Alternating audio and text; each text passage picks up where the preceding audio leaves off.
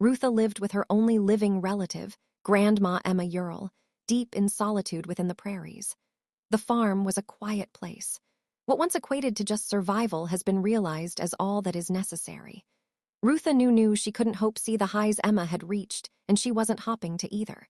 The sheep and chicken were all she knew, and she was grateful to have less work even if it meant less money. However, less work didn't mean no work, for what kept the sheeps in rarely kept the wolves out. Emma wakes up one morning to find one sheep missing. She sends Rutha back to the town where Don, an old friend, lived with his family. The news of the sheep immediately caught his attention as he willfully clambered out his rifle and loaded it. Don and Rutha made their way back to the small farm. He said his short greetings before fervently circling the crime scene and stating that there haven't been wolves in these areas for over a decade. Nonetheless, he promised to find a culprit for the crime at hand. Maybe half a mile from home, Don and Rutha found themselves trotting the radius of the farm as they reached twilight. The small woods in the northeast eluded such movement that the shadows seemed suspiciously alive, calling to their senses. As Don paused tea and his shotgun, Rutha made the observation that the sun was close to setting. "We could always search tomorrow night. Supper might lose heat if we don't return soon," she said. No, I can smell its presence," Don insisted. As Rutha started bickering once more, Don pulled the trigger with a loud shot echoing from the hilltops and back. They walked towards their kill as the wind carried the scent of blood. A wolf laid dead with a bullet straight through its head. "That should do it." Don slinged back his rifle fictitiously.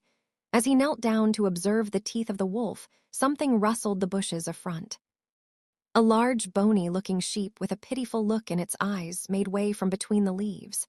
The sun set completely as Don made the realization.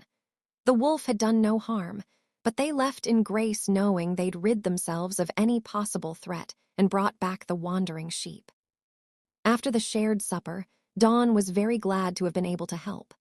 As Rutha went back to scruff some corn off the cob, she vacantly stared out the window as two large figures took shape under their lights. She ran back to the kitchen and screamed. Wolves, two of them right out the fence. Don, enraged, stormed out the back door. As he shot once and missed, the dogs barked violently. Don aimed and fired until their howls were to be heard no more, but the next morning there were another 2 sheep gone missing, leaving them with only 3. Grandma Emma looked worried as she looked at the bunch. Don made a return once again to be sure that they'd secured the farm previously and was struck with the news that it had happened again. He went out into the prairies in search of those wolves and found nothing. Returned back and installed barbed wires above all their fences. Emma thanked Don only to lose yet another sheep the following night. Hopeless, Rutha offered to watch the sheep for her grandmother, and Emma gratefully agreed. Don once again came back to inform of a sheep's carcass in the middle of the woods they'd shot the wolf. Later that night, Ruth awoke to the sound of quiet cries which she followed. As she peeked from behind the barn, the last sheep stood over the hollowed stomach of its former friend.